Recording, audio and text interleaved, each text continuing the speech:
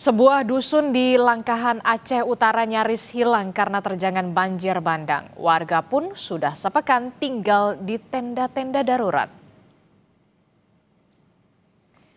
Dari visual udara menunjukkan dusun Bidari, Kecamatan Langkahan yang sudah rata dengan tanah.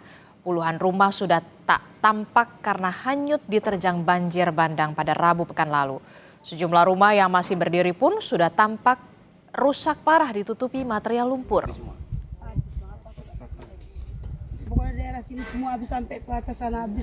Informasi terkininya kita akan tanyakan langsung kepada jurnalis Kompas TV. Sudah ada Zikri Maulana yang berada di Aceh Utara. Selamat pagi Zikri.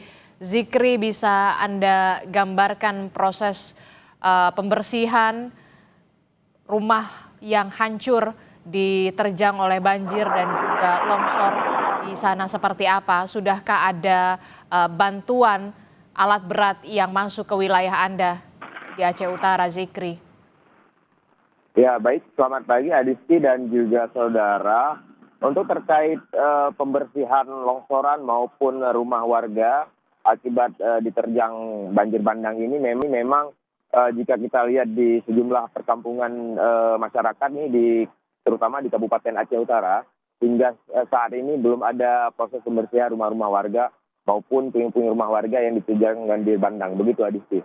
Namun untuk pembersihan badan jalan yang tertimpa longsor itu terus dilakukan oleh pemerintah setempat, dan juga terkait pembangunan jembatan darurat juga terus dikebut agar arus lalu lintas kembali normal. Begitu Adisti. Yang sangat diinginkan oleh masyarakat saat ini, terutama di perkampungan mereka yang tergenang lumpur yang begitu tebal, begitu mereka ingin adanya sebuah mobil ataupun mesin penyedot lumpur agar memudahkan proses pembersihan rumah. Melihat ini merupakan pasca banjir sudah hari ke-10 begitu Adisti, di perkampungan masyarakat ini masih porak-poranda dan bahkan ketebalan lumpur itu di rumah warga masih setinggi 50 cm. Ini sangat menjadi kesulitan hingga hari ini, hari ke-10, masyarakat masih bertahan di pengungsian.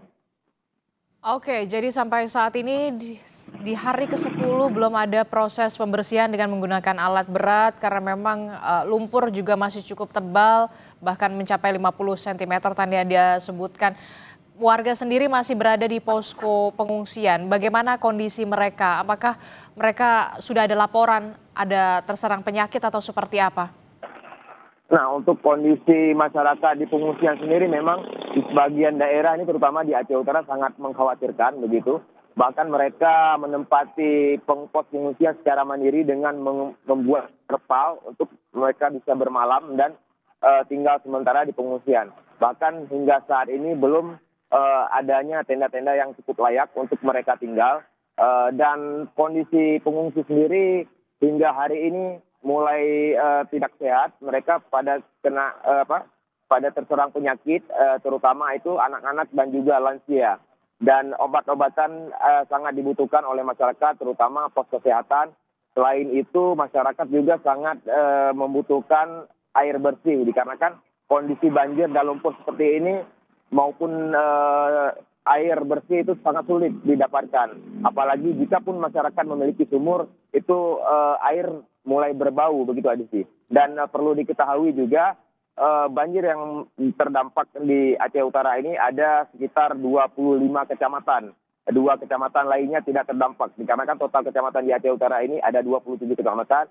Namun dari 27 kecamatan itu masih ada beberapa desa atau kecamatan yang masih terisolasi dan sulitnya akses untuk mengirim bantuan. Begitu Adisti.